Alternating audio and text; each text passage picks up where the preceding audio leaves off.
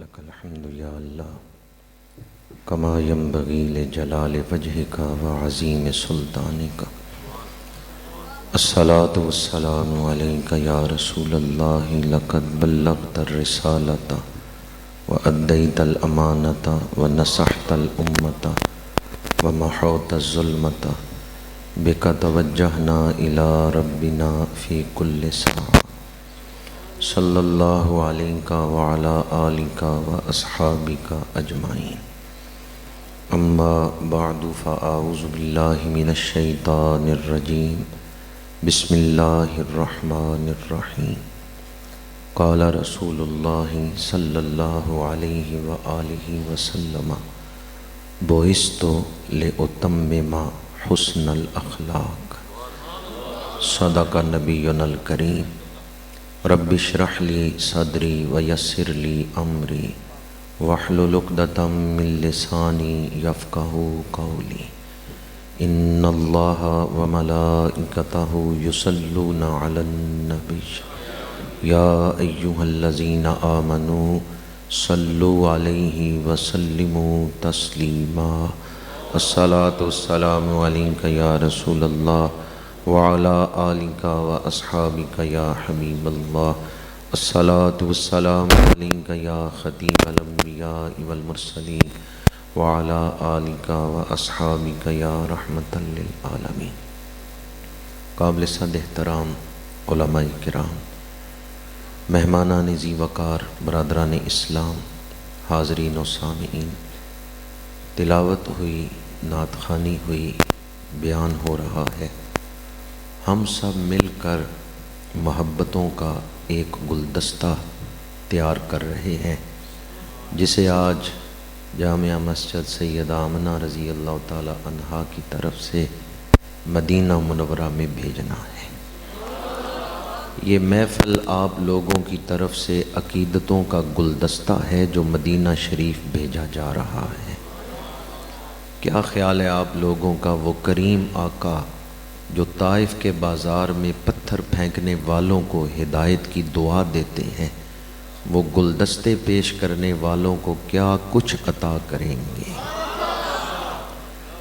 آج اس محفل میں شامل ہو کر ہمیں اپنے گناہ بخشوانے کا ایک موقع مل گیا ہے، اپنا دل چمکانے کا ایک موقع مل گیا ہے، اپنی آخرت سنوارنے کا ایک موقع مل گیا ہے. ابھی نعت خوانی ہو رہی تھی، میں نے چند ایک اشعار سنے. جناب محترم ریحان حبیب صاحب انتہائی خوبصورت لحن میں، پھر ان کے بعد بھی نعت شریف پیش کی گئی ظہوری صاحب کی. یوں محسوس ہو رہا تھا کہ جیسے کوئی جنتی درخت ہلا رہا ہے اور حاضرین کی جھولیوں میں جنتی پھول گر رہے ہیں. آج آپ لوگ جب اس محفل سے اٹھ کے واپس اپنے گھروں کی طرف جائیں گے تو یہاں سے خالی ہاتھ نہیں جائیں گے، بڑی برکتیں اپنے ساتھ لے کر جائیں گے. انسان اپنے گھر میں تنہا بیٹھ کر بھی نعت تو پڑھ سکتا ہے، درود شریف تو پڑھ سکتا ہے، حضور کو یاد تو تنہائی میں بھی کیا جا سکتا ہے. پھر محفل کا کیا فائدہ ہے؟ محفل میں عاشق اکٹھے ہوتے ہیں، محفل میں حضور کے دیوانوں کا اجتماع ہوتا ہے. علماء آئے، میرے دائیں بائیں کہکشاں سجی ہوئی ہے علماء کی، سٹیج بارونق ہے علماء کے وجود سے. سفید ریش بزرگ بھی بیٹھے ہیں، سالے لوگ آئے. محفل میں آنے والوں میں کسی ایک کا سوز و گداز اللہ کی بارگاہ میں پسندیدہ ہو تو اس ایک کے صدقے پوری محفل پہ ہی کرم ہو جاتا ہے. یہ فائدہ ہے محفل میں آنے کا، کیونکہ جب ڈھیری کا سودا ہوتا ہے تو ناقص مال بھی اچھے مال کے ساتھ بک جاتا ہے. جب ڈھیری کا سودا ہوتا ہے پھر چھانٹی نہیں کی جاتی، پھر ناقص مال بھی اچھے مال کے ساتھ بک جاتا ہے. اٹھ فریدا ستے آتے میلہ ویکھن جا، مت کوئی مل جائی بخشے آتے تو ہی، مت کوئی مل جائی بخشے آتے تو ہی. اگر محفل میں کسی جنتی سے آشنائی ہو گئی، محفل میں کسی جنتی سے ملاقات ہو گئی جس نے قیامت کے دن بخشے جانا ہے، محفل میں اس سے ملاقات ہو گئی تو یہ ملاقات قیامت کے دن فائدہ دے گی۔ یہ فائدہ ہے اکٹھے ہونے کا، یہ فائدہ ہے محفل میں حاضر ہونے کا۔ جن احباب نے آج اس محفل کا انتظام کیا ہے، میں انہیں خراج تحسین پیش کرتا ہوں۔ بڑی خوبصورت محفل انہوں نے سجائی ہے۔ ان سماعتوں کو خراج تحسین پیش کرتا ہوں جو حضور کی شانیں سننے کی منتظر ہیں، اور ان دلوں کو ہدیہ تبریک پیش کرتا ہوں جو حضور کی شانیں سن کے خوش ہوتے ہیں۔ جو حضور کی شانیں سن کے خوش ہوتے ہیں، اللہ انہیں دو جہانوں کی سچی خوشیاں عطا فرمائے، اور میزبان دوستوں کے حسن نیت سے بڑھ کے اللہ تعالیٰ اجر عظیم عطا فرمائے۔ میلاد مصطفیٰ صلی اللہ علیہ وآلہ وسلم، یہ عنوان میں نے دیکھا اشتہار پہ، تو خطبہ کے دوران میں نے معطا امام مالک کی ایک حدیث پاک تلاوت کی ہے، جس میں حضور نے مقصد آمد کو بیان فرمایا ہے۔ امام مالک رحمۃ اللہ تعالیٰ علیہ نے معطا شریف کے باب حسن اخلاق میں اس حدیث پاک کو اپنی سند سے نقل فرمایا ہے۔ امام مالک وہ ہیں جنہوں نے آنکھ کھولی بھی مدینہ منورہ میں ہے اور آنکھ بند بھی مدینہ منورہ میں ہوئی، یعنی ولادت بھی مدینہ منورہ میں ہوئی، وصال بھی مدینہ منورہ میں، اور ساری عمر مدینہ منورہ میں گزاری۔ ایک حج کرنے کے لیے مکہ شریف گئے ہیں، ورنہ کسی دوسرے شہر کی طرف انہوں نے سفر نہیں کیا۔ لوگ پوچھتے آپ مدینہ منورہ سے باہر کسی دوسرے شہر کی طرف سفر کیوں نہیں کرتے؟ امام مالک فرماتے تھے ڈرتا ہوں مدینہ منورہ سے باہر کہیں موت نہ آ جائے، میری آرزو یہ ہے کہ میرا دم نکلے تو شہر محبوب میں نکلے، میری قبر بنے تو جنت البقیع میں بنے، اور آج آپ کا روضہ پاک جنت البقیع میں موجود ہے۔ بڑا ادب کیا آپ نے مدینہ منورہ کا۔ شہر رسول میں کبھی سواری پہ نہیں بیٹھے، گلی میں چلتے ہیں تو درمیان نہیں چلتے، کنارے کنارے چلتے ہیں، کئی دفعہ کاندھا دیوار سے ٹکراتا ہے۔ لوگ پوچھتے آپ گلی کے درمیان کیوں نہیں چلتے؟ امام مالک فرماتے ابھی گلیاں وہی ہیں جن میں اللہ کا رسول چلتا رہا ہے، میں ڈرتا ہوں کہیں حضور کے نشان قدم پہ میرا پیر نہ آ جائے۔ کتھوں ایڈے درد لیو نی درداں والے آ یارا۔ مسجد نبوی میں بیٹھ کے درس حدیث دیتے تو کتاب کا ورق الٹتے ہوئے احتیاط کرتے کہیں دو ورقوں کے ٹکرانے کی آواز نہ پیدا ہو، میں جوار رسول میں بیٹھا ہوا ہوں۔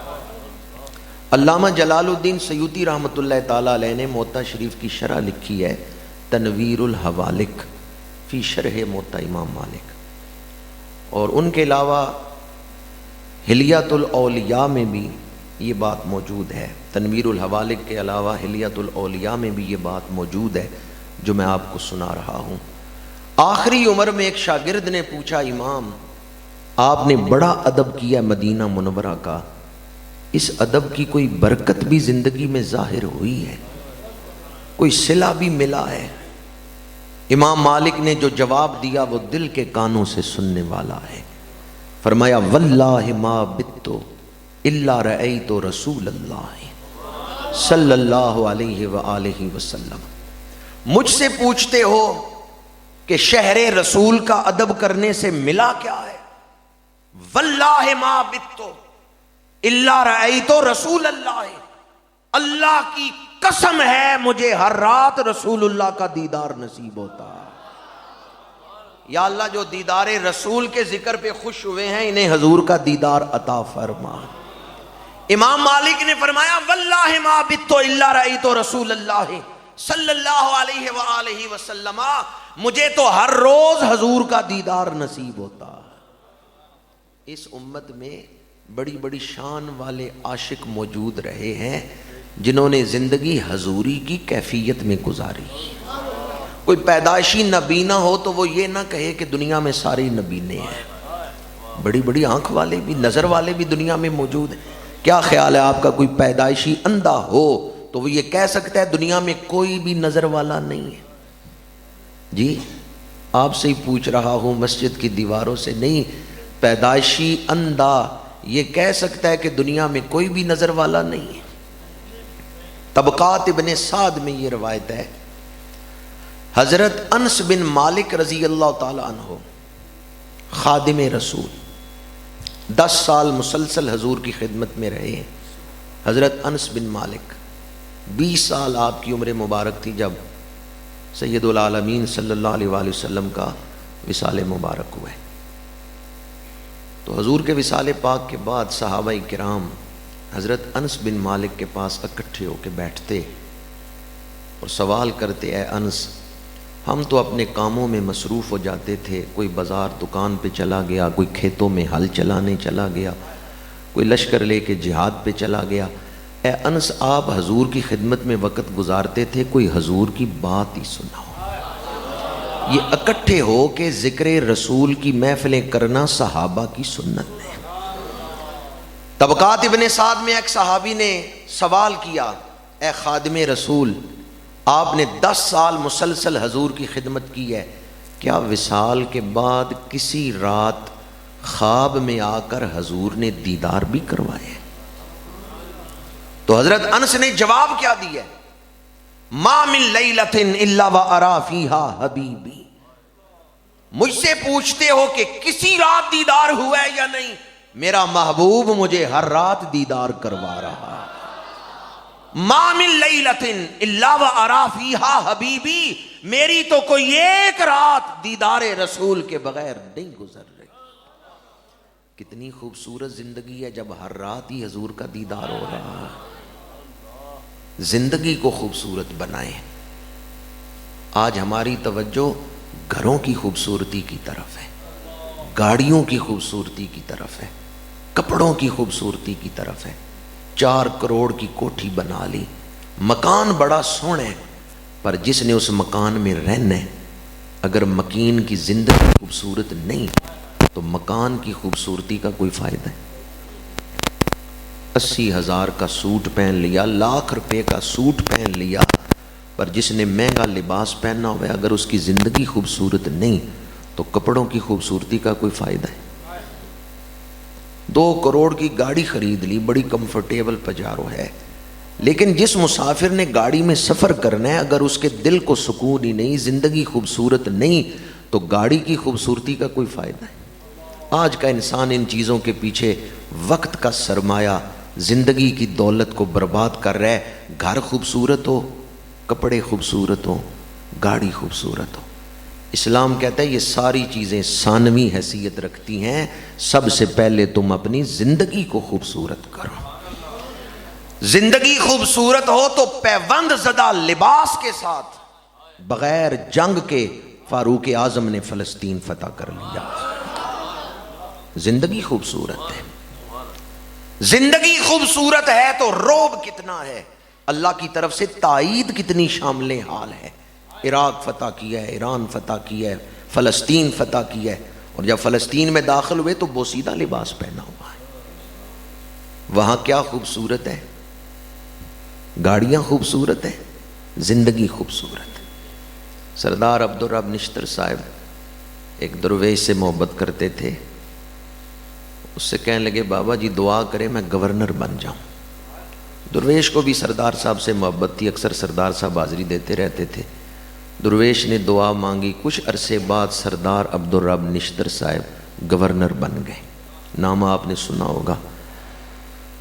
گورنر بننے کے کچھ عرصہ بعد سردار صاحب اسی درویش کے پاس گئے، بابا جی دعا مانگے مجھے سکون مل جائے۔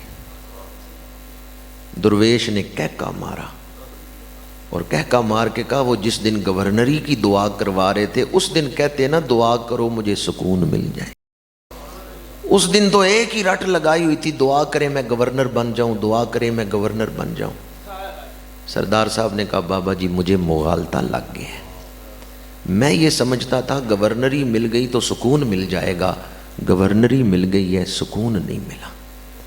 درویش نے دوبارہ کہکا مارا اور کہکا مار کے کہا صرف تمہیں نہیں مغالطہ لگا، ساری دنیا کو ہی مغالطہ لگا ہوا ہے۔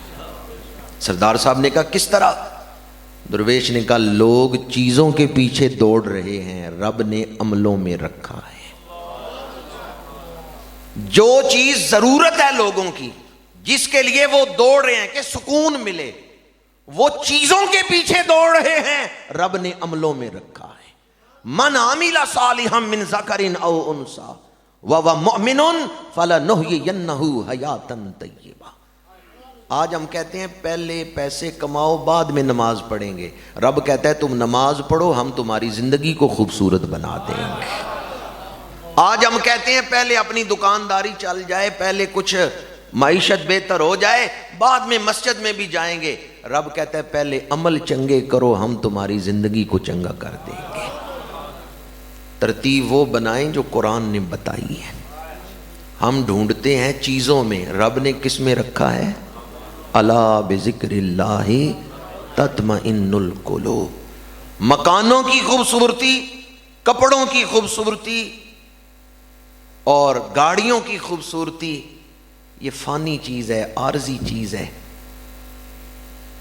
اصل جو چیز حاصل کرنے کی ہے وہ یہ ہے کہ انسان اپنی زندگی کو خوبصورت کرے۔ لیکن سوال یہ ہے کہ زندگی کیسے خوبصورت ہو سکتی ہے؟ حضور بڑے سونے ہیں، جس زندگی میں حضور کا پیار ہے وہ زندگی بڑی سونی ہے۔ سراپا حسن بن جاتا ہے جس کے حسن کا عاشق، بتا اے دل کوئی حسین ایسا بھی ہے حسینوں میں، جن سے محبت کرنے والا خوبصورت بن جائے۔ بدر اچھا ہے فلک پر نہ ہلال اچھا ہے، چشم بینا ہو تو دونوں سے بلال اچھا ہے۔ حضرت بلال کا نام آئے نگاہیں ادب سے جھک جاتی ہیں۔ سبب کیا ہے؟ حضرت بلال حبشی کا دل عشق رسول سے منور ہے۔ آج ہم ظاہر کے پیچھے بھاگ رہے ہیں اور حقیقت کو جھٹلا رہے ہیں۔ حقیقت سے نگاہیں ہم نے پھیر لی ہیں۔ حقیقت تو حقیقت ہے، کتنا عرصہ نظر پھیریں گے، آخر ایک دن حقیقت کا سامنا کرنا ہے۔ یہ محفل اسی لیے سجائی گئی اس سے پہلے کہ وہ دن آئے جب ہم نے حقیقتوں کو دیکھنا ہے۔ حصل ما فی الصدور، جو دلوں میں نیتیں ہیں نا رب نکال کے سامنے رکھے گا حشر کے میدان میں۔ حصل ما فی الصدور، جو دل میں جذبے ہیں، ارادے ہیں، نیتیں ہیں، وہ سامنے آ جائیں گے۔ اس سے پہلے کہ حقیقتیں کھلیں، آج یہ محفل دعوت دے رہی ہے کہ ہم اپنی زندگیوں کو خوبصورت بنا لیں۔ اور زندگی کیسے خوبصورت ہوتی ہے؟ حضور بڑے سونے ہیں۔ جرمنی کا ایک شہر ہے نیورنبرگ، المدینہ مسجد، میں وہاں ختم نبوت کانفرنس میں شامل ہوا تو میرے میزبان دوستوں نے بتایا کہ یہ جو المدینہ مسجد ہے یہ پہلے نائٹ کلب تھا، شراب خانہ تھا، اس کا مالک غیر مسلم تھا۔ جس دن اس نے کلمہ پڑھا اس نے 4 کروڑ روپے کی جگہ مسجد کو دے دی۔ جس شخص کا میں ذکر کر رہا ہوں وہ بھی زندہ ہے اور اس کا ٹیلی فون نمبر بھی میرے پاس ہے، اگر کوئی اس سے خود بات کر کے تحقیق کرنا چاہے مجھ سے ٹیلی فون نمبر آپ لے سکتے ہیں۔ اگر جرمنی میں آپ کا کوئی عزیز رہتا ہو، ایڈریس میں علی اعلان بتا رہا ہوں، نیورنبرگ شہر کا نام ہے، المدینہ مسجد ہے، محمد عبد الرحمن اس نو مسلم کا نام ہے۔ میں نے اس سے پوچھا تیرے کلمہ پڑھنے کا سبب کیا ہے؟ جب میرے دوستوں نے بتایا، میزبانوں نے، کہ اس شخص نے کلمہ پڑھا اور نائٹ کلب کی جگہ مسجد کو دے دی، تو میں نے اس سے ملاقات کی اور اس سے پوچھا تیرے کلمہ پڑھنے کا سبب کیا بنے؟ اس نے ایک طویل واقعہ سنایا، وقت نہیں کہ وہ سارا آپ کو سناؤں، آخری اس کے جملے سنا رہا ہوں۔ کہتا ہے مجھے جاگتے ہوئے رسول اللہ کی زیارت نصیب ہوئی۔ جس دن حضور کی زیارت ہوئی ہے اس دن میں نے کلمہ پڑھ لیا ہے، اور مغرب کے وقت میں آیا ہوں، شراب خانے ساری چیزیں نکلوا کے مغرب کی اذان پڑھا دی ہے۔ مسجد بعد میں بنی ہے، اذان میں نے اسی دن پڑھا دی تھی جس دن مجھے رسول اللہ کی زیارت نصیب ہوئی تھی۔ مجھے اس پہ بڑا رشک آیا، خوش نصیب ہے، جاگتے ہوئے زیارت ہوئی۔ میں نے کہا حضور کا حلیہ پاک تو سناؤ کہ میرے آقا کریم کا حسن مبارک کیسا ہے۔ یقین جانی اس نے وہی حلیہ بیان کیا ہے جو حدیث کی کتابوں میں لکھا ہوا ہے، اس نے وہی حلیہ بیان کیا ہے جو سیرت کی کتابوں میں لکھا ہوا ہے۔ لیکن ایک جملہ وہ کمال وارفتگی محبت سے کہتا تھا، وہ کہتا ہے حضور صرف سونے نہیں، بہت سونے، حضور صرف سونے نہیں، آپ کا کیا خیال ہے؟ صرف سونے؟ شاعر دربار رسالت حضرت عبداللہ بن رواحہ رضی اللہ تعالی عنہ عرض کرتے ہیں، یا رسول اللہ اگر آپ کوئی معجزہ نہ لے کے آتے، آپ کا چہرہ ہی منوا لیتا، آپ اللہ کے رسول بن کے آئے۔ دیکھنے والے تو کہا کرتے ہیں اللہ اللہ، یاد آتا ہے خدا دیکھ کے صورت تیری۔ مصر کے مشہور بزرگ امام عبد الوہاب شارانی رحمۃ اللہ تعالی علیہ، انہوں نے سورہ مریم کے حروف مقطعات کی تفسیر میں لکھا ہے، کاف ہا یا عین صاد کن ہا یا عبد اللہ صورتیں یتجملوا بجمال اللہ۔ اللہ جب حضور کی صورت پاک بنا رہا تھا تو فرما رہا تھا محبوب ایسی صورت بن جاؤ کہ لوگ دیکھتے تجھے جائیں، مانتے مجھے جائیں۔ کن ہا یا عبد اللہ صورتیں یتجملوا بجمال اللہ، محبوب ایسی صورت بن جاؤ کہ صورت تیری ہو دلیل میری ہو، چہرہ تیرا ہو نشان میرا ہو۔ گولڑے کے تاجدار نے اسی لیے کہا، دسے صورت راہ بے صورت دا، توبہ راہ کے عین حقیقت دا، پر کم نہیں بے سوجت دا، کوئی ورلیاں موتی لے تریاں۔ ایک اندھے کو سارا دن راول پنڈی شہر پھراتے رہیں، شام کے وقت اس نابینے سے پوچھیں بتاؤ کیا دیکھا ہے؟ اندھا بتا سکتا ہے؟ آنکھ والا تیرے جوبن کا، مولانا عبد الرحمن جامی سے پوچھے، شیخ سادی سے پوچھے، نہ حسن شغایت دارد نہ سادیرہ سخن پایا، بمیرت تشنا مستسقا و دریا ہم چنا باقی۔ کسی آنکھ والے سے پوچھیں کہ حسن مصطفیٰ کیا ہے، لم یاتی نظیرو کفی نظارن، مثلے تو نہ شد پیدا جان۔ کیا خیال ہے آپ کا وہ آدمی خوش نصیب ہے یا نہیں جسے جاگتے ہوئے حضور کی زیارت نصیب آئی؟ بڑا خوش نصیب ہے۔ اور جب اس سے حضور کے حلیہ پاک کے بارے میں پوچھا جاتا ہے، وہ کہتا ہے حضور صرف سونے نہیں، مجمع تو بہت ہے پر آواز نہیں بہت کی آ رہی۔ اچھا حضور کے چہرہ پاک سے زیادہ خوبصورت کوئی منظر اللہ نے بنایا ہے؟ میرے فلاں نظارہ حضور کے چہرے سے زیادہ خوبصورت ہے۔ اس گناہگار کا یہ عقیدہ ہے حضور کے چہرہ پاک سے خوبصورت تو اللہ نے کوئی نظارہ نہیں بنایا۔ اور ایک وظیفہ آپ کو بتا رہا ہوں، دعائیں کر کر کے تھک گئے ہوں، دعا قبول نہ ہوتی ہو تو یہ واسطہ پیش کریں، یا اللہ رخ مصطفیٰ کا واسطہ میری دعا کو قبول فرما، چہرہ والدعا کا واسطہ میرے اوپر کرم فرما دے۔ حضور کے چہرہ پاک کا واسطہ وہ ہے کہ حضور چہرہ اٹھائیں تو رب قبلہ بدل دیتا ہے۔ یہ دعا کی قبولیت کا وظیفہ ہے۔ تو وہ کتنے خوش نصیب ہیں جو حضور کی زیارت کر رہے ہیں یا حضور کی زیارت کے شوق میں وقت گزار رہے ہیں۔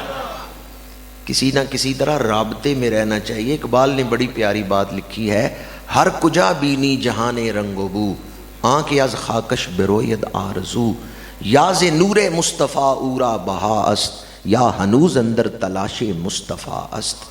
اقبال کہتے ہیں یہ دونوں ہی خوش نصیب ہیں، جو وصل میں ہے زیارت کر رہا ہے وہ بھی خوش نصیب ہے، اور جو دیدار کے انتظار میں ہے وہ بھی بڑا خوش نصیب ہے۔ کسی نہ کسی رابطے میں تو ہونا چاہیے۔ خوش نصیب ہیں وہ لوگ جو شوق دیدار رکھتے ہیں۔ اپنا کے دیکھیں زندگی خوبصورت ہو جائے گی۔ اب تک تقریر تو ایک جملے پہ رکی ہوئی ہے، باقی تو میں نے ساری تشریح کی ہے، اور جو حدیث میں نے پڑھی ہے وہ تو ابھی میں نے شروع نہیں کی۔ تقریر تو ایک جملے پہ رکی ہوئی ہے، ساری تشریح تھی جو میں آپ کے سامنے کرتا رہا، اور وہ جملہ کیا ہے کہ زندگی کو خوبصورت بنائیں، جن چیزوں کو چھوڑ جانا ہے ان کی خوبصورتی کے لیے وقت نہ ضائع کریں۔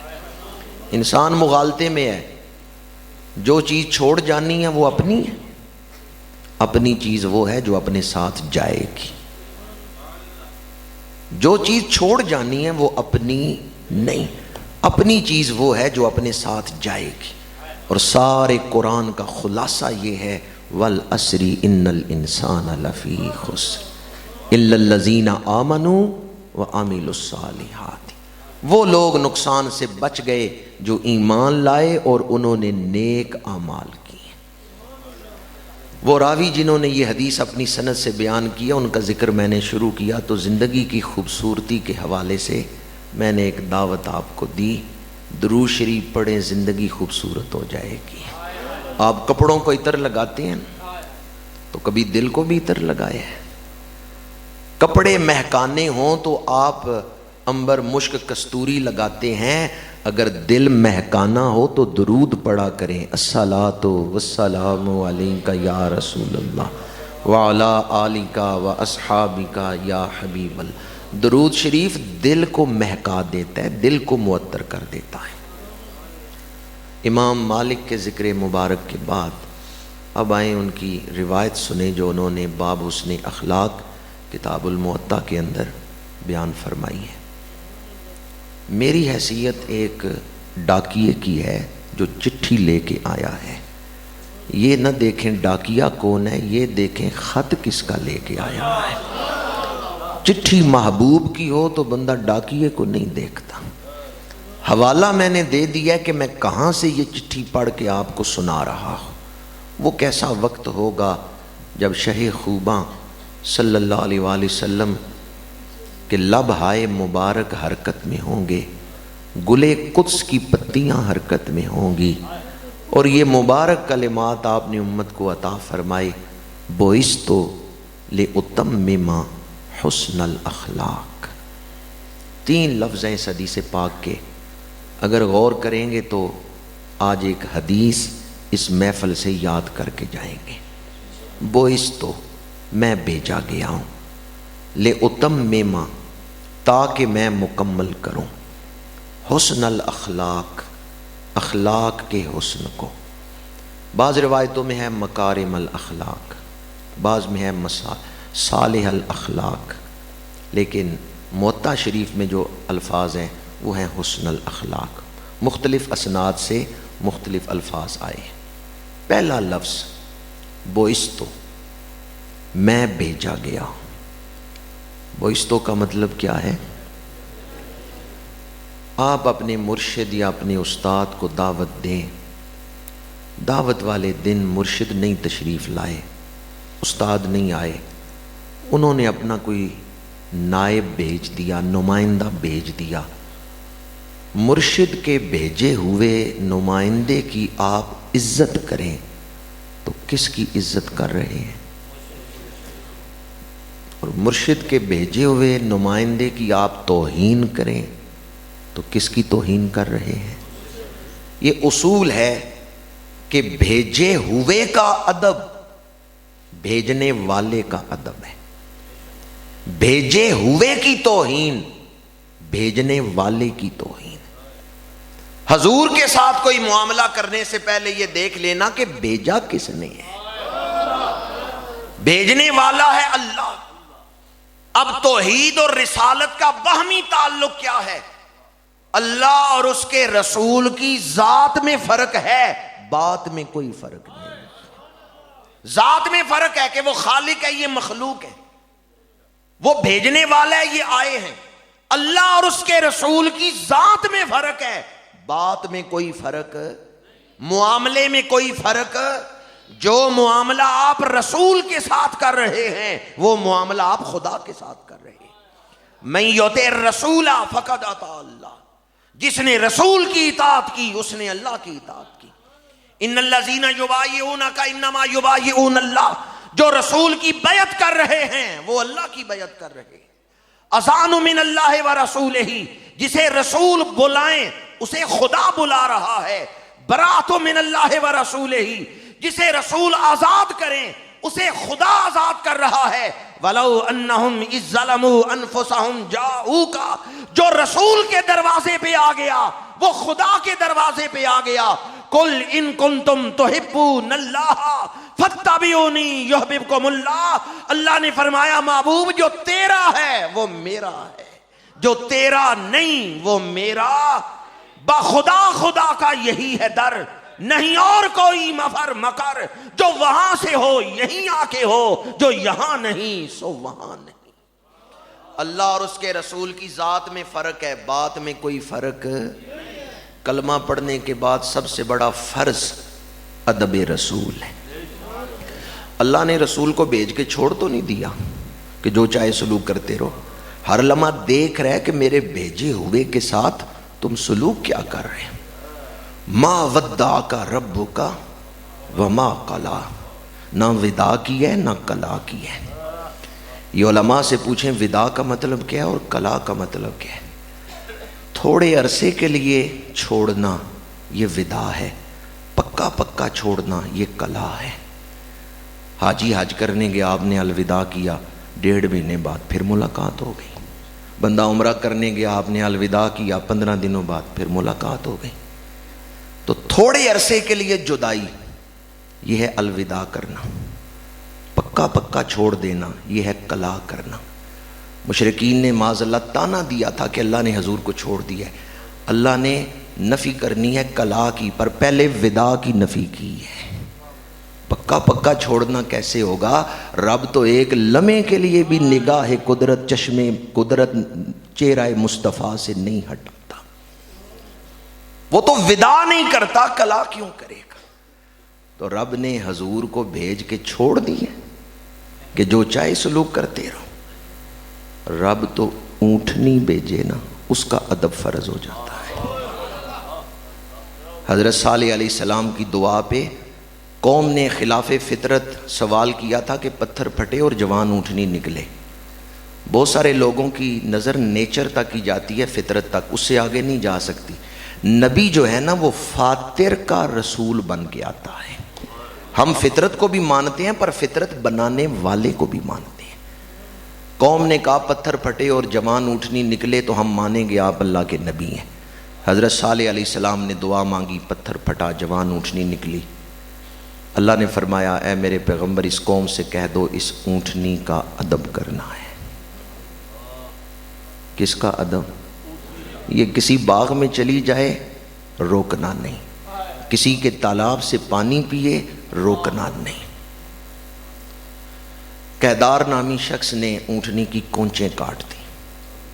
کونچ جانتے ہیں کسے کہتے ہیں؟ یہ پیر کی جو ایڑی ہے اس کے پیچھے ایک موٹی رگ ہوتی ہے جو پنڈلی کی طرف اٹھتی ہے، وہ کاٹ دیں تو پیر وزن نہیں اٹھاتا۔ ایڑی کے پیچھے ایک موٹی رگ ہوتی ہے جو پنڈلی کی طرف اٹھتی ہے، اس کو کونچ کہتے ہیں۔ قیدار نامی شخص نے اونٹنی کی کونچیں کاٹ دیں، اونٹنی گر گئی۔ اللہ کریم نے فرمایا فَدَمْدَمَ عَلَيْهِمْ رَبُّهُمْ بِذَنبِهِمْ فَسَوَّاهَا، اللہ نے پوری قوم کو اٹھا کے زمین پہ پٹک دیا ہے۔ ساری قوم نے کونچیں کاٹی تھی یا ایک شخص نے؟ تو عذاب ساری قوم پہ کیوں آ گیا؟ بے ادبی تو ایک نے کی ہے، پر جو اس بے ادبی پہ راضی تھا وہ بھی مبتلا عذاب ہو گیا ہے۔ ایک ہے خود بے ادبی کرنا، ایک ہے بے ادبی پہ راضی ہونا۔ عشاء پڑھ کے آپ بیٹھے ہیں، نخلع و نترک من یفجرک کا مطلب کیا ہے؟ نماز وتر میں آپ نے دعائے قنوت پڑھی، نخلع و نترک من یفجرک، جو تیرے حکم توڑے اس سے ہمارا کوئی تعلق، جو حضور کا ہے وہ ہمارا ہے، ہمارا بے ادبوں سے کوئی تعلق۔ فتنوں کا دور ہے، اس دور میں وہ آدمی بڑا خوش نصیب ہے جو اپنا ایمان بچا کے لے گیا۔ سوشل میڈیا سے لوگ دین سیکھ رہے ہیں، پنساریوں کے پاس جڑی بوٹیاں ہوتی ہیں پر پنساری حکیم نہیں ہوتے۔ میڈیکل سٹور پہ جا کے کبھی آپ نے کہا ہے میرے دل کا آپریشن کر دو، حالانکہ دوائیاں تو ساری میڈیکل سٹور پہ موجود ہیں، پر آپریشن کروانا ہے تو ہسپتال ہی جانا ہوگا، سرجن کو ہی ملنا ہوگا۔ اور آج سوشل میڈیا سے ہی ہم دین سیکھ رہے ہیں، کسی ماہر سے جو دین کی باریکیوں سے واقف ہو اس سے تو تعلق ہی نہیں رکھا، اس لیے گمراہیاں پھیل رہی ہیں۔ اس دور میں وہ آدمی بڑا خوش نصیب ہے جو ایمان بچا کے لے گیا، اور ایمان کی حفاظت کے لیے ہی ایک دعوت میں نے پہلے عرض کی ہے کہ زندگی خوبصورت بنائیں، اب دوسرا سبق درس عرض کر رہا ہوں، ادب کا لفظ اپنے دل پہ لکھ لیں کہ ہم نے ہر حال میں ادب کرنا ہے۔ جو ادب کر گیا وہ تر گیا. جو ادب کرنے والا ہے مرتے دم اس کی زبان پہ کلمہ جاری ہو جائے گا. اور جو بے ادبی ہے وہ ایمان کو بھی ضائع کر دیتی ہے, سارے اعمال بھی برباد ہو جاتے ہیں.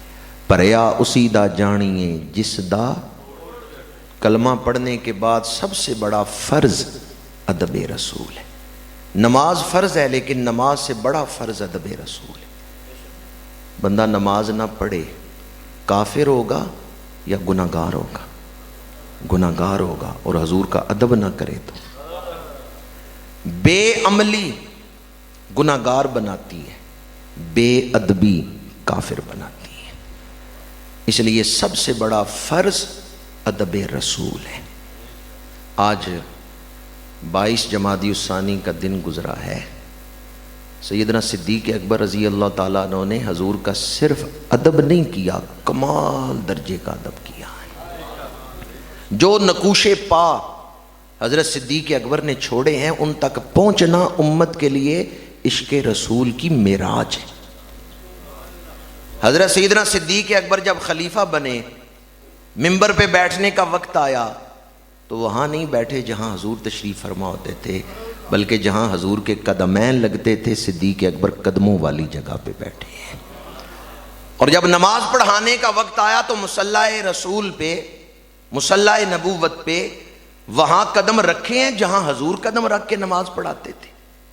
ادب دیکھیں, آپ نے مصلی اتنا پیچھے کیا ہے کہ جب آپ سجدہ کرتے ہیں تو حضور کے نشان قدم پر صدیق اکبر کی پیشانی آ رہی ہے.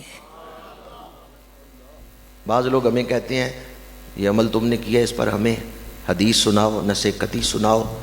میں کہتا ہوں مجھے حدیث بتاؤ کہ حضور نے فرمایا ہو میرے مصلی پہ کھڑے ہو کے نماز نہ پڑھانا اور مصلی اتنا پیچھے کر کے بچھانا کہ جہاں تمہارا میرے قدم ہے وہاں تمہارا سر ہو. کوئی ایسی حدیث ہے؟ پر حضرت صدیق اکبر نے قیامت تک آنے والی امت کو ادب سکھایا ہے. آپ میں سے بہت سارے لوگوں نے مدینہ منورہ حاضری دی ہوگی. مصلی رسول پہ محراب والی جگہ موٹی سی دیوار بنی ہوئی. وہ دیوار حضرت صدیق اکبر نے بنوائی تھی کہ جہاں حضور نے سجدہ کیا ہے نا وہاں کسی کا پیر نہ آئے. اب مسجد کا نقشہ آگے بڑھ گیا, آگے صفیں بن گئیں, تعمیر وسیع ہو گئی, لیکن وہ دیوار جو حضرت صدیق اکبر نے بنوائی تھی 1400 سالوں میں کسی حکمران نے اس دیوار کو نہیں گرایا. وہ دیوار بنوائی کس نے؟ حضرت صدیق اکبر. سجدہ گاہ مصطفیٰ کو محفوظ کر دیا کہ کسی کا پیر نہ یہاں آئے.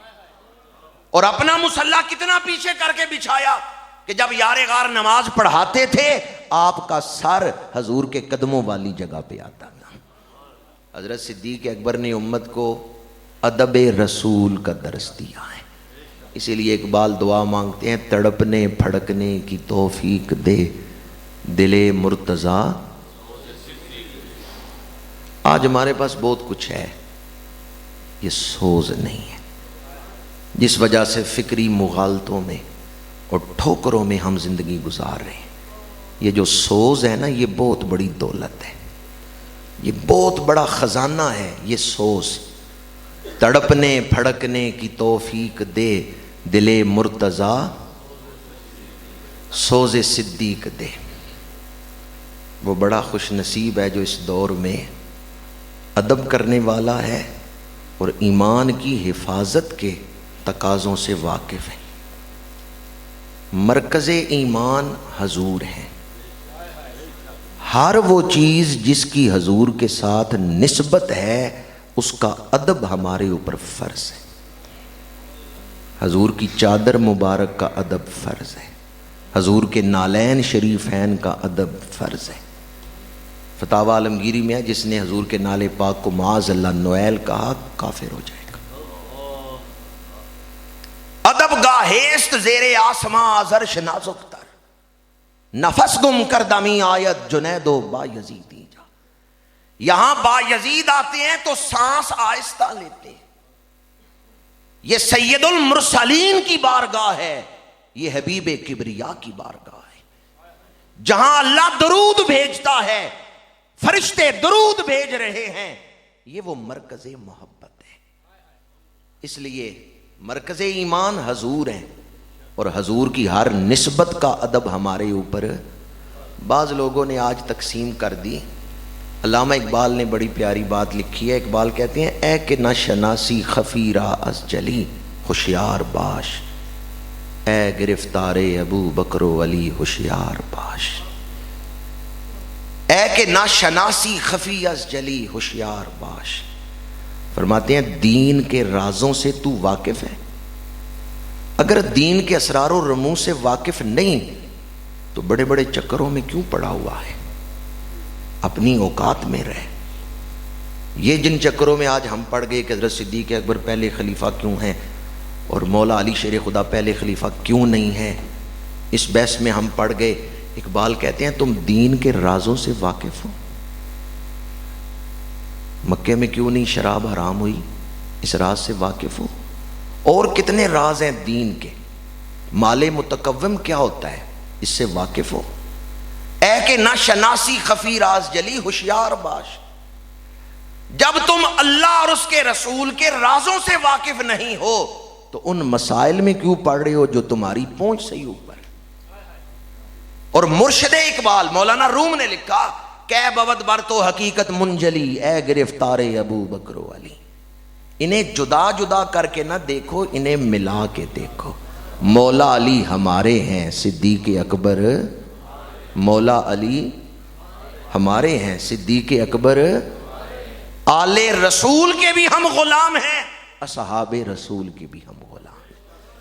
ہم حضور کی ہر نسبت کا ادب کرنے والے ہیں، اور اگر آل و اصحاب میں سے کسی ایک کو مانا دوسرے کا انکار کیا، یا رافضی ہو جائیں گے یا خارجی ہو جائیں گے۔ عقل بیدار میں حضرت سلطان باہو رحمۃ اللہ تعالی علیہ فرماتے ہیں کہ میں رافضیوں اور خارجیوں دونوں سے بیزار ہوں، میرا تعلق اہل سنت و جماعت سے ہے۔ جتنے ولی ہوئے ہیں سارے اسٹیج سے علماء ہی بولے ہیں، آپ کا کیا خیال ہے؟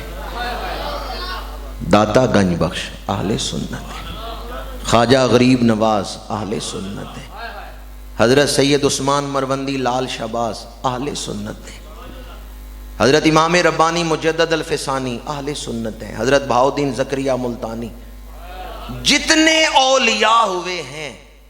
حضرت خواجہ شمس العارفین خواجہ شمس الدین سیالوی رحمۃ اللہ تعالی علیہ سے کسی نے اسی قسم کا سوال کیا تو آپ نے فرمایا طریقت کے راستے پر چلنے کے لیے پہلے شریعت کی پابندی کرو، جب تک کوئی اہل سنت کا عقیدہ نہیں اپنائے گا فقر کے راستے پہ نہیں چل سکتا۔ یہ حضرت خواجہ شمس العارفین کا فرمان ہے کہ پہلے اپنا عقیدہ تو اہل سنت کے مطابق اختیار کرو۔ اور ہمارا عقیدہ کیا ہے؟ ہم حضور کی ہر نسبت کا ادب کرنے والے ہیں۔ اہل بیت ہمارے ہیں، اصحاب رسول مولا علی ہمارے ہیں، صدیق اکبر۔ ابھی آپ نے عشاء کی نماز امام صاحب کے پیچھے پڑھی، ویسے اکثر آپ جماعت سے نماز پڑھتے ہیں، جب امام صاحب تلاوت کر رہے ہوتے ہیں سورۃ فاتحہ آپ بھی پڑھتے ہیں پیچھے؟ سورۃ فاتحہ پڑھ لی، اب آگے امام صاحب تلاوت کرتے ہیں، کوئی دوسری سورت ملاتے ہیں، وہ آپ پڑھتے ہیں ساتھ؟ آپ نہیں پڑھتے۔ قراءۃ الامام لہ قراءۃ، حدیث المصنف میں کہ امام کی قراءت ہی مقتدی کی قراءت ہے، مصنف ابن ابی شیبہ میں یہ روایت ہے۔ اچھا آپ نے تلاوت نہیں کی، آپ امام کے پیچھے خاموش کھڑے تھے، سن رہے تھے، ویسے تلاوت کا ثواب آپ کو ملا ہے یا نہیں ملا؟ آپ جب با جماعت نماز پڑھ رہے ہیں، تلاوت امام کر رہے ہیں، ثواب مقتدیوں کو بھی۔ بعض علماء تو سمجھ کے بات کدھر جا رہی ہے۔ اچھا تلاوت میں سب سے اعلیٰ تلاوت کس کی ہے؟ نہیں، مخلوقات میں سب سے اعلیٰ تلاوت رسول اللہ کی ہے۔ سب سے اعلیٰ درجہ تلاوت جو ہے قرآن پاک کی تلاوت کا، وہ کس کی تلاوت ہے؟ میں صحابہ کی کیا شان بیان کروں کہ نماز میں تلاوت حضور کر رہے ہیں، ثواب صحابہ کو مل رہا ہے۔ صحابہ کے نامہ اعمال میں رسول اللہ کی تلاوت کا ثواب. مقتدی ہے نا، پیچھے نماز پڑھ رہے ہیں، تلاوت حضور فرما رہے ہیں، ثواب مقتدیوں کو مل رہا ہے. تو کیا شان ہے ان مقتدیوں کی جن کے نامہ اعمال میں حضور کی تلاوت کا ثواب ہے. صحابہ وہ خوش نصیب قیامت کے دن. اس لیے اجماع ہے اس بات پر کہ بڑے سے بڑا ولی صحابی کے قدموں کی خاک تک نہیں پہنچ سکتا. کیوں؟ صحابی کے ایک لمحہ جو حضور کی قربت میں گزارا ہے نا، ایمان کی حالت میں ایک مجلس نصیب ہو گئی، بعد والا ولی ساری عمر عبادت کرتا رہے، اس ایک لمحے کا مقابلہ نہیں کر سکتا. ادب کی بات کر رہا ہوں اور نماز کا ذکر کر رہا ہوں تو بخاری شریف سے ایک ادب والی روایت آپ کو سنا رہا ہوں. جن صحابہ نے حضور کے پیچھے نماز پڑھی، ثواب کس درجے کا ملا اس کا تو کوئی اندازہ نہیں کر سکتا کہ ان کے نامہ اعمال میں کتنے خزانے ہوں گے ثواب کے. وہ بڑے خوش نصیب جو صاحب قرآن سے قرآن کی تلاوت سنتے رہے، جو حضور کے پیچھے نماز پڑھتے رہے، جن کے سجدے حضور کے سجدوں کے ساتھ رب کی بارگاہ میں پیش ہوتے رہے، وہ بڑے خوش نصیب ہیں. پر جس کے پیچھے خود حضور مقتدی بن کے کھڑا ہونا، بخاری شریف کی حدیث سنا رہا ہوں، جس کو حضور آگے کریں مصلی پہ اور خود پیچھے مقتدی بن کے کھڑا ہونا اپنے لیے پسند فرمائیں، اس امام کی شان بیان کر سکتے ہیں؟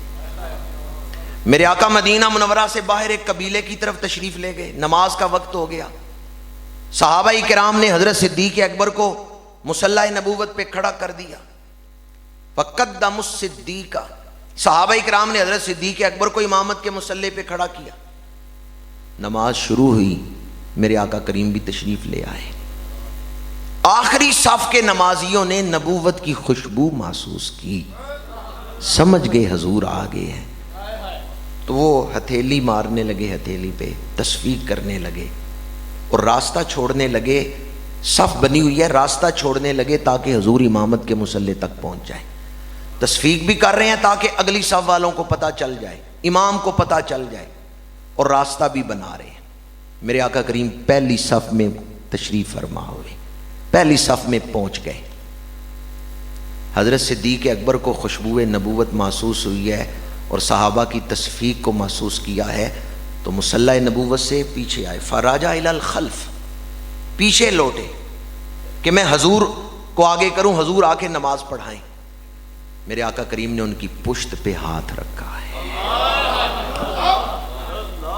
خود پیچھے مقتدی بن کے نماز پڑھنا پسند فرمایا.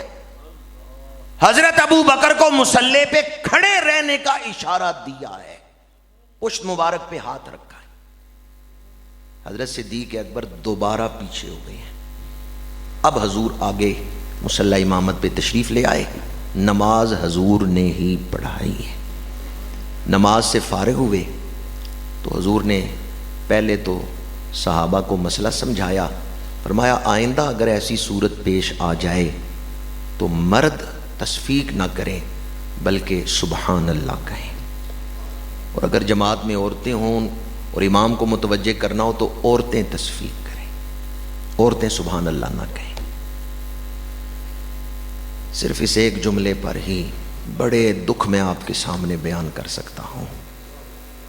حالت نماز میں بھی عورت کی آواز نہ پڑے مرد کے کانوں میں،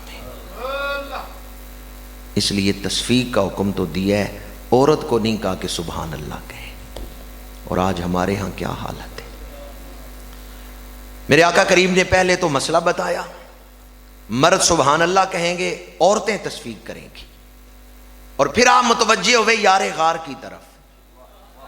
ما منعک اللہ تتقدم وقد قدمتک، اے ابو بکر جب میں نے تمہیں آگے کیا تو تم کیوں نہیں آگے ہوئے، پیچھے کیوں ہٹ گئے؟ حضرت سیدنا صدیق اکبر نے عرض کیا ما کان لابی بکر ان یتقدم علی رسول اللہ، ابو قحافہ کے بیٹے کی کیا جرت ہے اللہ کے رسول کے آگے کھڑا ہو. یا رسول اللہ میں اس لیے پیچھے ہٹ گیا.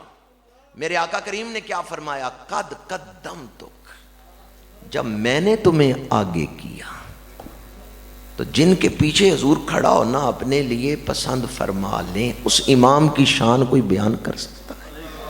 وہ بڑے خوش نصیب جو حضور کے پیچھے نماز پڑھتے رہے، پر جن کی پشت پہ حضور ہاتھ رکھیں، قد قدم تک.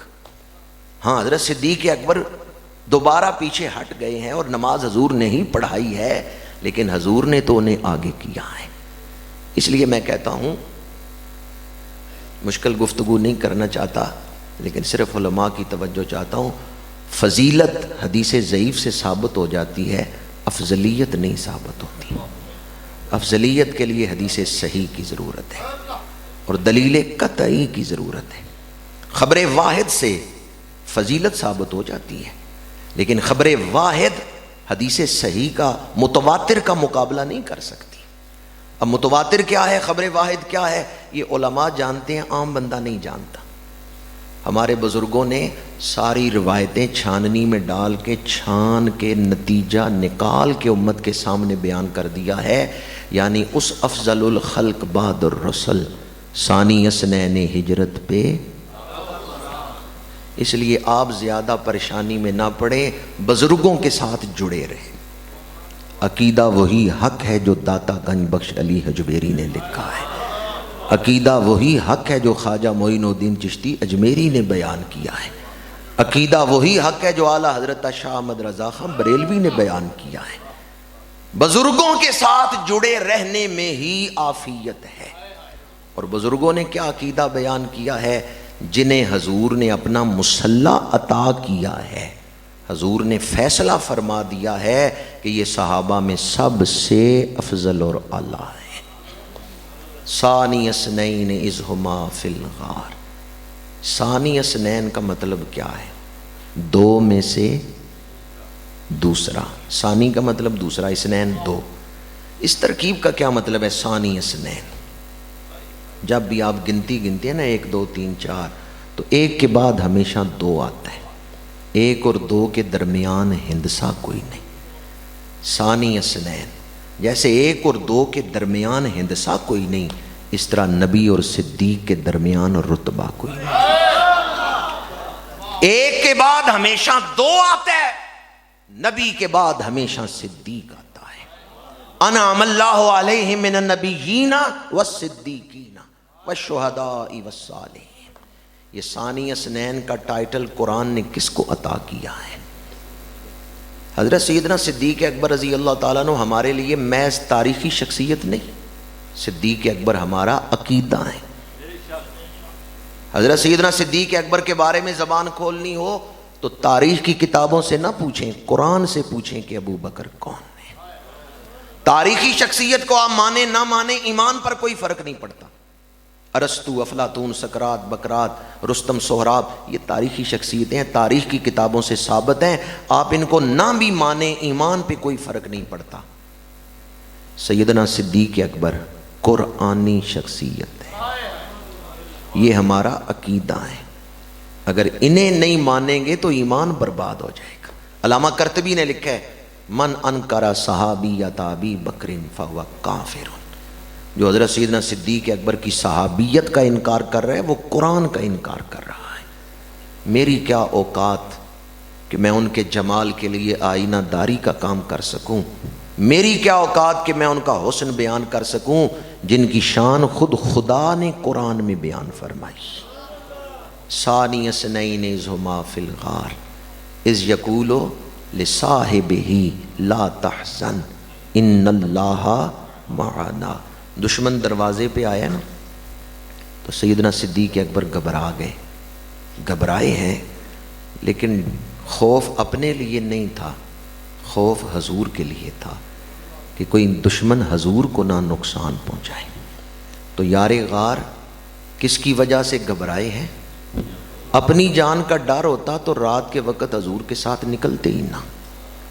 اپنی جان کا ڈر نہیں تھا، ڈر یہ تھا کہ کہیں دشمن حضور کو نہ نقصان پہنچائے. تو اس وقت میرے آقا کریم نے فرمایا لا تحزن، نہ گھبراؤ، نہ غم کرو، ان اللہ معنا، بے شک اللہ جنہوں نے اس آیت کا ترجمہ سنا ہے یا ترجمہ پتہ ہے وہ ذرا ترجمہ کر دیں. بے شک اللہ صفات کو بیان کیا ہے یا ذات کو بیان کیا ہے؟ جی اللہ ساڈے نال ہے. ایک ہوتا ہے قرب صفات جو صفت کی وجہ سے ملتا ہے، ایک ہے قرب ذات کہ ذات اتنی عرفہ والا ہے، رب نے اس ذات کو اپنا قرب بخشا ہے. ان رحمت اللہ قریب من المحسنین، یہ قرب صفات ہے. وَاعْلَمُوا أَنَّ اللَّهَ مَعَ الْمُتَّقِينَ، یہ قرب صفات ہے. تقوی ہوگا تو اللہ کی معیت ملے گی. ان رحمت اللہ قریب من المحسنین، نیکی کرو گے تو رحمت کا قرب ملے گا. جو دو آیتیں میں نے پڑھی ہیں ان میں قرب صفات، پر غار ثور میں حضور نے قرب صفات نہیں بیان کیا. لا تحزن ان اللہ معنا، جمع متکلم کی ضمیر بیان کر کے ذات کا ذکر کیا ہے. صدیق اکبر اس سے پہلے قرب صفات کے مقام پر تھے اور حضور قرب ذات کے مقام پر تھے. حضور نے صدیق اکبر کو قرب صفات کے مقام سے اٹھا کے اپنے ساتھ ملا کے قرب ذات کی معیت میں شامل کیا، اور ساری امت میں سے اگر کسی کو اپنے ساتھ قرب ذات میں ملایا ہے تو صرف حضرت صدیق اکبر کو ملایا ہے. لا تحزن ان اللہ معنا، نہ گھبراؤ اللہ ہمارے ساتھ ہے.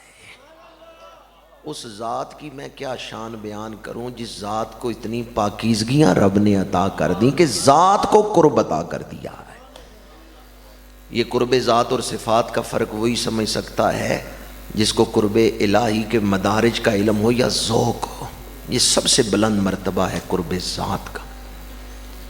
حضرت سیدنا صدیق اکبر رضی اللہ تعالی عنہ، آپ کے ادب سے میں نے بات شروع کی اور چند ایک آپ کے سامنے فضائل کی باتیں اس لیے کی کہ یہ ہمارا عقیدہ ہے، اور اس دور میں عقیدے کی حفاظت یہی ایمان کی حفاظت ہے. عقیدہ ہی ایمان کا نام ہے. جسے ہم ایمان کہتے ہیں وہ عقیدہ ہی ہے. چونکہ زیادہ طویل گفتگو کروں تو بہت ساری باتیں تو یاد نہیں رہیں گی، اس لیے گفتگو کو سمیٹ رہا ہوں. آج کا دن 22 جمادی الثانی تھا، اس لیے میں نے چند گزارشات سیدنا صدیق اکبر کے حوالے سے پیش کی. یار غار کس ہستی کا نام ہے، بخاری شریف کی حدیث ہے. اسی سفر ہجرت میں ایک چرواہے سے آپ دودھ لے کے آئے ہیں. جب پہنچے تو دیکھا حضور پہاڑ کے دامن میں آرام فرما ہے. یار غار دودھ کا پیالہ لے کے کھڑے رہے، اور جب حضور اٹھے تو یار غار نے دودھ کا پیالہ پیش کیا. صدیق اکبر کہتے ہیں دودھ حضور پی رہے تھے، دل میرا خوش ہو رہا تھا. اس کیفیت کو آپ کیا نام دیں گے؟ دودھ حضور نوش فرما رہے ہیں، دل صدیق اکبر کا خوش ہو رہا ہے. جب نہ سمایا کہیں عالم تخلیق میں، عشق نبی ڈھل گیا پیکر صدیق میں. باعث تو میں بھیجا گیا ہوں. حضور کا ادب یہ شریعت میں سب سے بڑا فرض ہے. دوسرا لفظ جو میں نے حدیث تلاوت کی، لِأُتَمِّمَ، تاکہ میں مکمل کروں. اس لفظ میں حضور نے اپنی ختم نبوت کو بیان کیا ہے. جب تک کوئی چیز مکمل نہ ہو اس میں اضافہ ہو سکتا ہے، کمی بیشی ہو سکتی ہے. جب مکمل ہو جائے پھر کمی بیشی نہیں ہو سکتی. اگر حضور کے بعد کسی اور نبی نے، نئے نبی نے پیدا ہونا ہوتا تو حضور یہ نہ فرماتے میں مکمل کرنے آیا ہوں، اور جب یہ فرما دیا میں مکمل کرنے آیا ہوں تو بتا دیا میرے بعد قیامت تک کوئی نیا نبی پیدا نہیں ہو. حضرت عیسیٰ آئیں گے پر وہ نئے نہیں، وہ پہلے آ چکے ہیں، اور پیدا نہیں ہوں گے بلکہ نازل ہوں گے. اب قیامت تک کوئی نیا نبی پیدا نہیں ہوگا. کیا خبر کتنے تارے کھلے چھپ گئے، پر نہ ڈوبے نہ ڈوبا. حضور کو صرف نبی ماننے سے کوئی مسلمان نہیں ہوتا جب تک آخری نبی نہ مانے. کیا خبر کتنے تارے کھلے چھپ گئے، پر نہ ڈوبے نہ ڈوبا. بوئستو لے اتمما، بوئستو کے لفظ میں ادب کا درس، لے اتمما ختم نبوت کا بیان. آگے فرمایا حسن الاخلاق، میں اچھے اخلاق دنیا کو سکھانے آیا ہوں. یہ زندگی جو ہم گزار رہے ہیں یہ اللہ تعالیٰ کی بہت بڑی نعمت ہے. ایک آواز مجھے آئی ہے کہ تم ٹھیک کہہ رہے ہو، بے شک زندگی نعمت ہے۔ باقی لوگ خاموش ہیں، زندگی نعمت ہے یا عذاب ہے؟ نہیں آپ خاموش رہے نا، میں نے کہا زندگی نعمت ہے تو آپ خاموش ہو گئے۔ میں نے کہا پتہ نہیں میں نے غلط بات کہہ دی ہے۔ ایک بزرگ فرما رہے تھے کہ بے شک ٹھیک کہہ رہے ہو، زندگی نعمت ہے۔ آپ لوگوں کا کیا خیال ہے، زندگی اللہ نے تحفہ دیا ہے یا عذاب دی ہے؟ بھی دنیا میں بھیج کے عذاب دی ہے؟ یہ شاعروں کو ہی نہ پڑھتے رہا کریں جن کا دین سے تعلق نہیں۔ زندگی جبر مسلسل کی طرح کاٹی، جانے کس جرم کی پائی ہے سزا یاد نہیں۔ یہ زندگی عذاب نہیں اللہ نے دیا کہ آپ کو دنیا میں بھیجا ہے، زندگی اللہ کی طرف سے بہت بڑا تحفہ ہے۔ اس نے موقع دیا ہے، مجھے پہچان لو، میرے قریب آ جاؤ، اور آپ موقع گوا رہے ہیں۔ یہ زندگی اللہ کی طرف سے کیا ہے؟ تحفہ ہے، اور اللہ کی طرف سے موقع ہے اس کا قرب پانے کا۔ قیامت کے دن لوگ ہاتھ ملیں گے، موقع ملا اور میں نے اس رب کا قرب نہیں پایا، میں نے رب کی صفات نہیں پہچانی، رب کی ذات کو نہیں پہچانا۔ یوم یعض الظالم علی یدیہ یقول یا لیتنی اتخذت مع الرسول سبیلا، اے کاش میں رسول کی بات مان کے چلتا۔ تو زندگی اللہ تعالیٰ کی طرف سے، ہاں ہمارے منفی رویوں نے اس کو عذاب بنایا ہوا ہے۔ دینے والے نے تو تحفہ دیا، پر ہماری منفی سوچ، ہمارے غلط رویے، انہوں نے زندگی کو عذاب بنایا ہوا ہے۔ زندگی گزارنے والے کی جو سوچ ہے نا، اس کا زندگی پہ بڑا اثر ہوتا ہے۔ سوچ مثبت ہو تو بندہ کانٹوں پہ چلتے ہوئے بھی کامیابی کی منزل تک پہنچ جاتا ہے۔ سوچ منفی ہو تو پھولوں کی سیج پہ بھی بندہ تڑپتا ہی رہتا ہے، پریشان ہی رہتا ہے۔ اب کون سی سوچ اپنانی چاہیے، کون سی نہیں اپنانی؟ زندگی کا راز کیا ہے؟ زندگی کی منزل کیا ہے؟ زندگی کا مقصد کیا ہے؟ زندگی کیوں دی گئی؟ کون سے کام کرنے ہیں، کون سے نہیں کرنے؟ یہ سب کچھ بتانے کے لیے حضور تشریف لائے ہیں۔ زندگی دینے والے کا قرب کیسے مل سکتا ہے، مردیات الہیہ کن چیزوں میں ہیں، یہ بتانے کے لیے اللہ نے قرآن نازل کیا ہے، اور خوبصورت نمونہ دکھانے کے لیے حضور کو بھیجا ہے۔ فرمایا میں اس لیے بھیجا گیا ہوں تاکہ دنیا کو اچھے اخلاق سکھاؤں۔ میرا قد کتنا لمبا ہے، میرا سینہ کتنا چوڑا ہے، یہ ہے خلق، اور میرے رویے کیسے ہیں، یہ ہے خلق۔ روٹ ورڈ ایک ہی ہے، خے لام کاف، خلق اور خلق۔ عربی زبان میں زیر زبر کے فرق سے معنی میں بہت فرق پڑ جاتا ہے۔ شیر اور شیر، مولانا روم کہتے ہیں شکل ایک جیسی ہے پر زیر زبر سے فرق کتنا پڑ گیا۔ شیر درندہ ہے، شیر دودھ ہے، زیر زبر سے کتنا فرق۔ پیر اور پیر، پیر اور پیر، زیر ہو تو پیر ہے، زبر بنے تو پھر ددکارا ہوا ہے۔ بس زیر ہونے میں ہی ساری کامیابی۔ شکل ایک جیسی ہے لفظ کی، لیکن زیر زبر نے معنی میں کافی فرق کر دیا ہے۔ مجھے کافی وقت ہو چکا ہے گفتگو کرتے ہوئے، اس لیے زیادہ اس گفتگو کو نہیں اب پھیلا رہا۔ خلق اور خلق، ایک جسم، ایک اس جسم سے حاصل ہونے والی چیز، رویے، زندگی سے کمایا کیا ہے انسان نے، رویے کیسے ہیں، اور کون سے کام وہ بغیر کسی تکلف کے کرتا ہے۔ اخلاق کسے کہتے ہیں؟ وہ کام جو ہے بغیر تکلف کے کر لیتے ہیں۔ میرے آقا کریم صلی اللہ علیہ وآلہ وسلم اچھے اخلاق سکھانے کے لیے تشریف لائے ہیں۔ میرے آقا کریم کی آمد سے پہلے بچی پیدا ہوتی، لوگوں کے چہرے سیاہ ہو جاتے، ہائے میں بیٹی کا باپ بن گیا ہوں۔ میرے آقا کریم نے فرمایا جس گھر میں بیٹی پیدا ہو رحمت کا فرشتہ نازل ہوتا ہے، اور اس بچی کے سر پہ ہاتھ رکھ کے کہتا ہے جو تیری کفالت کرے گا اللہ اس کی مدد کرے گا۔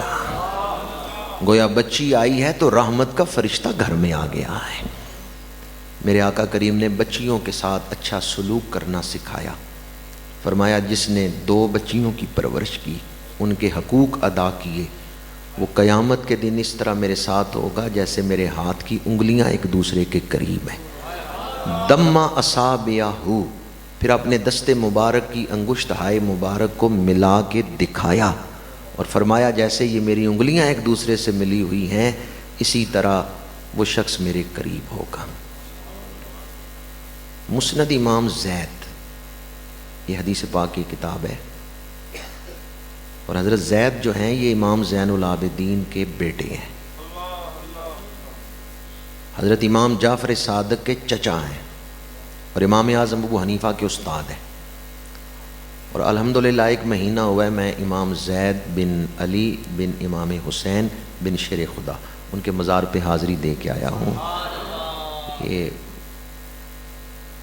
کوفہ کے راستے میں ایک شہر آتا ہے، حضرت امام زید رضی اللہ تعالیٰ عنہ۔ بات تو ان کی روایت کی سنانا چاہتا تھا، انہوں نے بھی باب حسن اخلاق میں ایک روایت نقل کی ہے اور اس کی سند جو ہے وہ بڑی اعلیٰ ہے۔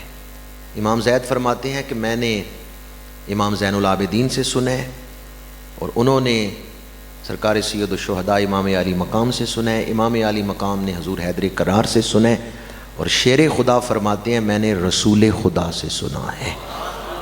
حضور کا فرمان کیا ہے؟ جس شخص کے اخلاق اچھے ہیں وہ قیامت کے دن میرے سب سے زیادہ قریب ہو۔ مسند زید میں باب حسن اخلاق نکالیں آپ کو یہ حدیث مل جائے گی، آخری باب ہے باب حسن اخلاق۔ میرے آقا کریم نے فرمایا قیامت کے دن میرا قرب چاہتے ہو تو اخلاق اچھے کر لو، جس کے اخلاق اچھے ہیں وہ میرے قریب ہوگا۔ اب ایک حدیث میں آپ کو جامع ترمذی سے سنا رہا ہوں، جہاں میں نے اخلاق اچھے کرنے کے حوالے سے ایک حدیث آپ کو سنائی ہے، وہیں وہ وظیفہ بھی بتا رہا ہوں جس سے اخلاق سنور جاتے ہیں۔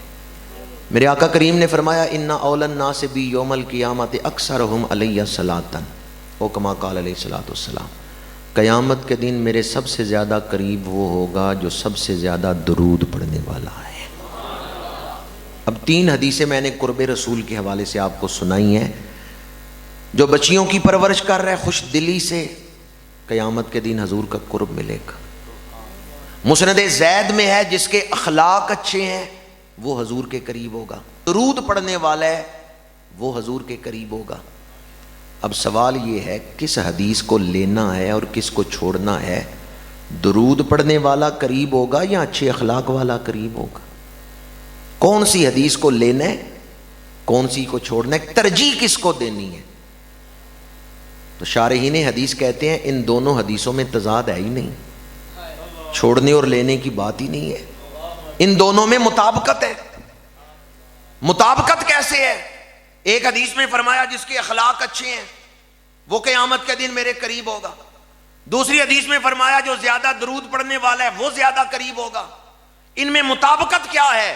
جب بندہ درود پڑھنا شروع کرتا ہے اس کے اخلاق سنورنا شروع ہو جاتے ہیں، جوں جوں درود پڑھتا جاتا ہے توں اخلاق سنورتے جاتے ہیں، اور جو سب سے زیادہ درود پڑھنے والا ہے وہی سب سے زیادہ سنورے ہوئے اخلاق رکھتا ہے۔ اب اخلاق سنوارنے کا وظیفہ کیا ہے؟ حضور پہ درود و سلام، درود پڑھتا جا رہا ہوں میں سنورتا جا رہا ہوں۔ ان دونوں حدیثوں میں مطابقت کیا ہے؟ بعض لوگ کہتے ہیں بھی نماز کا وقت ہوتا ہے، مسجد میں وعدہ بھی کیا تھا نماز پڑھوں گا لیکن پھر سستی غالب آ جاتی ہے۔ ہر کوئی اپنے کمزوریوں سے واقف ہے، تو اگر آپ چاہتے ہیں اخلاق سنور جائیں تو درود کو شروع کر دیں۔ جوں جوں درود کا تحفہ اس بارگاہ میں پہنچے گا حضور نگاہ کرم فرماتے جائیں گے، جس طرف اٹھ گئی دم میں دم آ گیا اس نگاہ عنایت پہ، تو اگر چاہے تو ابھی میل دھلیں دل کے میرے، کہ خدا دل نہیں کرتا کبھی میلا تیرا۔ اخلاق سنوارنے کے لیے آسان ترین وظیفہ درود شریف ہے، اور میں تو اکثر یہ کہتا ہوں اللہ جس پہ کرم کرنا چاہتا ہے اسے درود پڑھنے کی توفیق عطا کر دیتا ہے۔ ویسے ایک دفعہ تجربہ کر کے تو دیکھیں، صرف ایک ہفتہ آج جمعۃ المبارک گزرا، اگلے جمعے کی نماز تک یہ پورا ہفتہ جو ہے آپ پابندی سے ایک وظیفہ درود شریف کا رکھ کے پڑھ کے تو دیکھیں، پھر دیکھیں دل میں کیا تبدیلی آتی ہے، پھر دیکھیں شخصیت میں کیا نور آتا ہے۔ درود شریف کے اتنے فضائل ہیں کہ بندہ ساری عمر بیان کرتا رہے، زندگی ختم ہو جائے گی، درود شریف کے فضائل نہیں ختم ہوں گے۔ المستطرف کے آخری باب میں 40 حدیثیں ہیں فضائل درود میں، ان میں ایک حدیث پاک یہ ہے کہ جو کثرت سے درود پڑھتا ہے موت نہیں آئے گی جب تک جنت میں اپنا گھر نہیں دیکھ لیتا۔ المستطرف میں 1000 کا عدد بیان کیا گیا ہے، جو روزانہ 1000 دفعہ درود شریف پڑھے موت سے پہلے پہلے اللہ اسے جنت میں اس کا گھر دکھا دے گا۔ اس میں احمد کا وظیفہ ہے، ہر ایک غم کا علاج، لاکھ خطرے ہوں اسی نام سے ٹل جاتے ہیں۔ میں اگر 4 گھنٹے بھی تقریر کرتا رہوں تو کوئی فائدہ نہیں ہے اگر آپ لوگ غور نہ کریں، اور اگر آپ غور کر لیں تو ایک بات بھی زندگی بدل دے گی۔ نتیجہ میرے بیان سے نہیں نکلے گا، نتیجہ آپ لوگوں کے غور کرنے سے نکلے گا۔ بندہ غور نہ کرے تو بڑی بڑی قیمتی باتیں بھی ضائع ہو جاتی ہیں، بندہ غور کر لے ایک بات بھی زندگی بدل دیتی ہے۔ وہ گھر میں سوئے ہوئے تھے تو چھت پر کسی کے دوڑنے کی آواز آئی، بادشاہ سلامت اٹھے، غصے سے باہر نکلے، آواز دی کون ہے جو محل کی چھت پہ دوڑ ہے؟ تو ایک درویش نے کہا میں اونٹ تلاش کر رہا ہوں۔ تو بادشاہ نے غصے سے کہا بھی چھت پہ اونٹ کیسے چڑھ سکتا ہے؟ درویش نے کہا بھی چھت پہ اونٹ نہیں ملتا تو رب بھی بستر پہ سونے سے نہیں ملتا۔ تتجافی جنوبہم عن المضاجع، ایک بات نے ہی زندگی بدل دی۔ بدلنے والے اپنے آپ کو بدل لیتے ہیں اگر غور کریں۔ پرعارف کھڑی کہتے ہیں مورکھ نو کی پند محمد، پتھر نو کی پالا۔ نصیحت انسان کے لیے ہوتی ہے، اور اگر بندہ نصیحت سنے لیکن کانوں سے بات دل تک نہ پہنچے، مورکھ نو کی پند محمد، پتھر نو کی پالا، دودھی کاگ نوایا انت کالے دا کالا۔ کوے کو آپ دودھ میں غسل دے لیں وہ چٹا ہو جائے گا، وہ کالے کا کالا ہی رہے گا۔ سورہ ملک کے پہلے رکوع میں ہے، جب دوزخی دوزخ میں جائیں گے تو فرشتے ان سے پوچھیں گے تمہیں کوئی سمجھانے والا نہیں تھا یا الم یاتکم نذیر قالوا بلا قد جاءنا نذیر فکذبنا وقلنا ما نزل اللہ من شیء ان انتم الا فی ضلال کبیر وقالوا لو كنا نسمع او نعقل ما كنا فی اصحاب السعیر۔ اس وقت دوزخی کہیں گے اگر ہم سمجھانے والوں کی بات پہ غور کرتے تو آج دوزخ میں نہ ہوتے۔ ہم اس وجہ سے دوزخ میں پہنچے ہیں، سمجھانے والے تو آئے تھے، ڈرانے والے آئے تھے، ہم نے ان کی بات پہ غور ہی نہیں کی۔ فاعترفوا بذنبہم، اس وقت وہ اپنا جرم مان لیں گے۔ آج اگر کوئی دوست نماز پڑھنے کا ارادہ کر لے کہ میں زندگی میں نماز نہیں ضائع ہونے دوں گا، تو میں سمجھتا ہوں میری گفتگو کا مقصد پورا ہو گیا۔ ایک نماز آپ اپنا لیں، نماز ساری زندگی کو حسن و خوبی کا مرکب بنا دے گی۔ نماز کو اس کے تقاضوں کے ساتھ ادا کر لیں، نماز آپ کو نیکی کے رستے پہ چڑھا دے گی۔ قیامت کے دن جب اللہ کی عظمتیں ظاہر ہوں گی، ہر کوئی سجدے کے لیے تیار ہوگا، لیکن جنہوں نے دنیا میں سجدے کیے ہیں وہ کر لیں گے، جنہوں نے دنیا میں سجدہ نہیں نہ کیا وہ قیامت کے دن سجدہ نہیں کر سکیں گے، ان کی پشتیں اکڑ جائیں گی، تختہ بن جائیں گی۔ یا اللہ ہم جھکنا چاہتے ہیں، سورہ والقلم پڑھ کے دیکھیں، ان کی پشتیں اکڑ جائیں گی، وہ استطاعت نہیں رکھیں گے کہ سر سجدے میں رکھیں، کمر جھکتی نہیں۔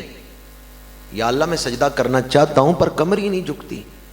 اللہ فرمائے گا دنیا میں میں نے تیری کمر میں نظام رکھا تھا کہ تو رکوع سجدہ کر سکتا تھا، تو غرور کرتا رہا، آج مجھے تیرے سجدوں کی کوئی ضرورت نہیں ہے۔